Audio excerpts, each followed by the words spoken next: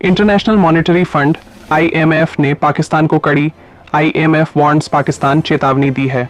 IMF ने पाकिस्तान को bail out programme दिया है। बेल आउट का मतलब होता है किसी व्यवसाय को डूबने से बचाने के लिए दी गई सहायता। इस बेल आउट प्रोग्राम की दूसरी किस्त जारी करने के लिए आईएमएफ ने 11 नई शर्तें लगाई हैं। पाकिस्तान को ये चेतावनी भी दी गई है कि भारत के साथ तनाव बढ़ने से इस प्रोग्राम को नुकसान पहुंच सकता है। आईएमएफ की नई शर्तों के अनुसार पाकिस्तान को अपने संसद से लगभग 17.6 ट्रिलियन रुपए का नया बजट मंजूर कराना होगा। साथ ही उसे अपना कर्ज चुकाने के लिए अपने बिजली उपभोक्ताओं का बोझ भी बढ़ाना होगा। इंडिया टुडे की रिपोर्ट के मुताबिक ये शर्तें इस प्रकार हैं: 17.6 ट्रिलियन रुपए का बजट पास कराना। इस बजट में से 1.7 ट्रिलियन रुपयों का इस्तेमाल विकास कार्यों के लिए करना होगा। चारों प्रांतों को एक नया कानून बनाने को कहा गया है। इसमें एग्रीकल्चर इनकम टैक्स से जुड़े नियम होंगे।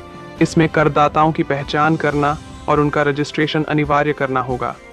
साथ ही रिटर्न, संचार आदि के लिए भी नियम बनाने होंगे। डेडलाइन जून 2025। आईएमएफ के गवर्नेंस डायग्नोस्टिक असेसमेंट की सिफारिशों के आधार पर पाकिस्तानी सरकार को एक गवर्नेंस एक्शन प्लान पब्लिश करना होगा। वित्तीय क्षेत्र में साल 2027 के बाद के लिए पाकिस्तानी सरकार की क्या स्ट्रेटजी है, इस बारे में एक योजना तैयार करने और उसे पब्लिश करने की शर्त भी रखी गई है। आम आदमी पर सरकारी कर्जे का बोझ, एनर्जी सेक्टर में 4 नई शर्तें लगाई गई हैं। सरकार हर साल 1 जुलाई तक बिजली के नए रेट घोषित करेगी ताकि बिजली की कीमतें उसकी असली लागत के बराबर रखी जा सकें। सरकार हर 6 महीने में गैस के रेट तय करने का नियम लागू करेगी ताकि गैस की कीमत भी उसकी लागत के बराबर बनी रहे। डेडलाइन 15 फरवरी 2026। पाकिस्तानी संसद एक कानून पास करेगी जिससे कैप्टिव पावर टैक्स को स्थायी बना दिया जाएगा। ये टैक्स उन उद्योगों पर लगता है जो खुद अपनी बिजली बनाते हैं। सरकार ने उद्योगों के लिए बिजली की लागत बढ़ा दी है ताकि वो खुद बिजली बनाना छोड़कर सरकारी बिजली ग्रिड से बिजली लेना शुरू करें। बिजली बिल में डेट सर्विसिंग सरचार्ज, कर्ज चुकाने के लिए टैक्स बढ़ाना होगा। जून महीने से अधिकतम 3 रुपये 20 पैसे प्रति यूनिट के कैप को हटाने को कहा गया है।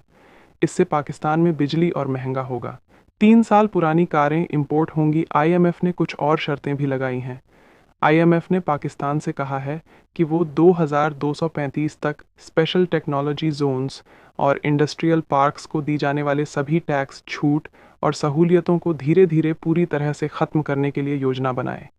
ये प्लान इस साल के आखिर तक तैयार करना है। पाकिस्तान में 3 साल से पुरानी कारों के इंपोर्ट पर पाबंदी थी। आईएमएफ ने इस पाबंदी को हटाने को कहा है। आईएमएफ वैश्विक स्तर पर फाइनेंशियल स्टेबिलिटी को बढ़ाने के लिए काम करता है। आसान भाषा में देशों को लोन देता है